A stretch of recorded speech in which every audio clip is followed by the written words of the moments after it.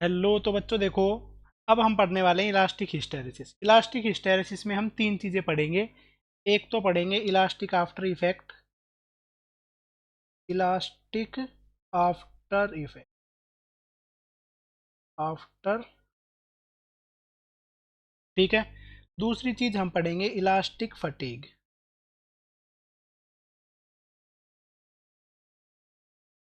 ठीक है। और तीसरी चीज़ पढ़ेंगे इलास्टिक हिस्टैरिसीस, इलास्टिक हिस्टैरिसीस,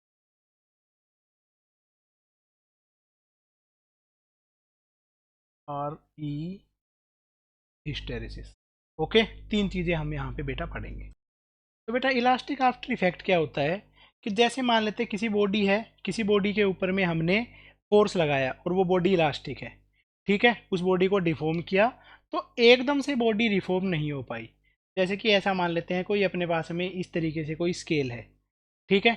कोई ऐसा सा स्केल है, उस स्केल को मैंने बैंड करके इस तरीके से बैंड कर दिया, ठीक है। प्लास्टिक का स्केल था, थोड़ा सा मैंने इसको बैंड कर दिया, कोई सीधी सी वायर जैसा कुछ था, टाइट सी वायर थी, उसको मैंने ऐसा सा बैंड कर दिया, ठीक है। मैं बैंड करूँगा तो थोड़ी सी देर बाद में यहाँ पे वापस आ जाएगी, ठीक है। कोई एंटीना की वायर है ना, उसके अकॉर्डिंगली सोच के चलो, कोई एंटीना की वायर है, उसको ऐसे बैंड किया तो थोड़ी सी देर बाद वो वापस आती है।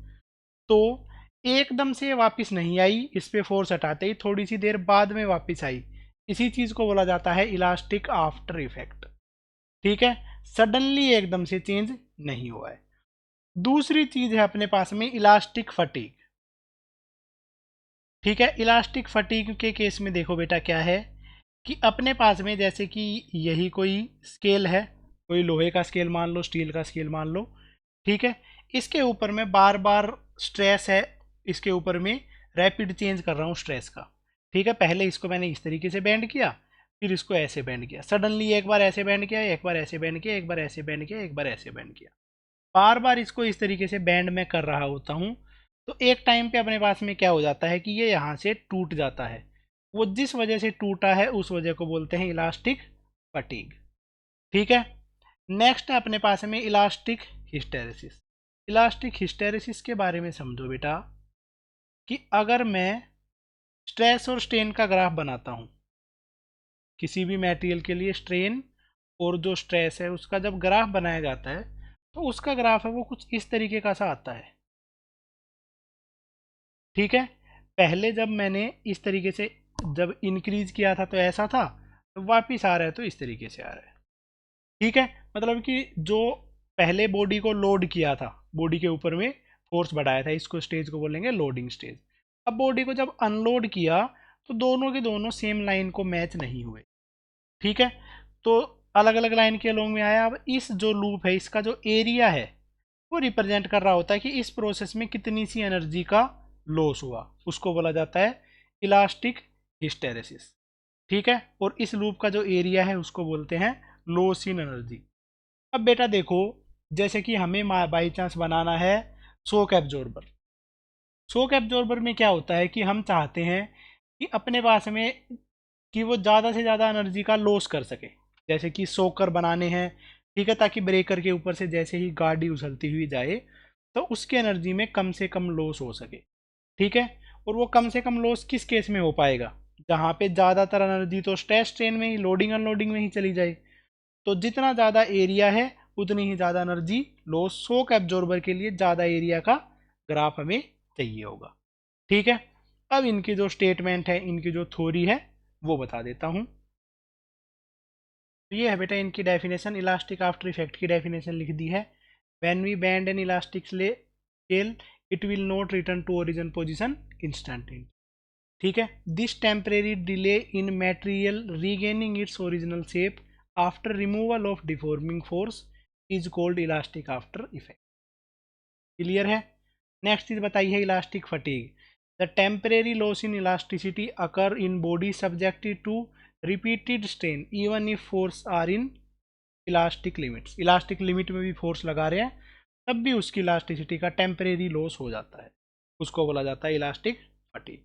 नेक्स्ट अपने पास में इलास्टिक हिस्टेरेसिस, इसके बारे में और बताता हूँ। तो ये है बेटा elastic hysteresis. When we make a complete cycle of loading and unloading graph on stress versus strain. तो अब हम अगर लोडिंग और अनलोडिंग साइकिल बनाते हैं स्ट्रेस और स्ट्रेन की, इस तरफ मैंने लिख दिया है स्ट्रेन और ऊपर की तरफ मैंने लिख दिया है स्ट्रेस। इस तरीके से जो ग्राफ बनाते हैं वो ग्राफ है बेटा वो इस तरीके से बनता है। ठीक है, ये है अपने पास में लोडिंग फेज, ये है अनलोडिंग। दोनों लाइन एक दूसरे को मैच नहीं करती है, ये लाइन रिट्रेस नहीं करती है। The line do not retrace it. This lag of strain behind the stress when body is unloaded is called elastic hysteresis. इसी चीज को हम बोलते हैं इलास्टिक हिस्टेरेसिस। और ये जो लूप बनी है, इस लूप का जो एरिया है वो रिप्रेजेंट कर रहा होता है एनर्जी लॉस। ठीक है, चलो इस पे बेस्ड अपने पास में एक क्वेश्चन है, उस क्वेश्चन को करते हैं। बेटा ये है अपने पास में question. Two different type of rubber are found to have stress strain curve. दो टाइप के रबर है जिनका स्ट्रेस और स्ट्रेन का कर्व ऐसे गिवन है। ठीक है, तो हमसे ये पूछा गया है कौन सा सूटेबल है शॉक एब्जॉर्बर के लिए, शॉक एब्जॉर्बर के लिए, कार टायर के लिए। ये चीज़ हमसे पूछी गई है, इसका क्या इसका सेंस बनता है, इस चीज़ के अकॉर्डिंगली इसका आंसर करते हैं। तो देखो बेटा, शॉक एब्जॉर्बर की अगर मैं बात करूँ तो शॉक एब्जॉर्बर क्या होते हैं, हम चाहते हैं कि वो ज़्यादा से ज़्यादा एनर्जी को एब्जॉर्ब कर लें। ठीक है, और ज़्यादा से ज़्यादा एनर्जी जब एब्जॉर्ब होगी जब इस हिस्टैरिसीस कर्व का एरिया ज़्यादा हो। तो अपने पास में शॉक एब्जॉर्बर के लिए जो बेस्ट टायर रहेगा वो अपने पास में रहेगा सेकंड। ठीक है, नेक्स्ट दूसरी चीज़ है कार के जो टायर हैं। बेटा कार के जो टायर है ना, उनका काम अपने पास में शॉक एब्जॉर्ब करना नहीं है। ठीक है, प्राइमरी काम उनका शॉक एब्जॉर्ब करना नहीं है, उनका है कि कार को ट्रैक्शन प्रोवाइड करना कि रोड के ऊपर में स्लिपिंग ना हो सके। ठीक है, वहाँ पे शॉक एब्जॉर्ब हो जाता है तो अच्छी बात है, तो उसके लिए अपने पास में इनमें से कोई भी चीज़ के बारे में नहीं बता सकते। हाँ, शॉक एब्जॉर्बर के लिए अपने पास में प्रॉपर इंफॉर्मेशन है। ठीक है, तो ये अपने पास में आंसर हो गया है।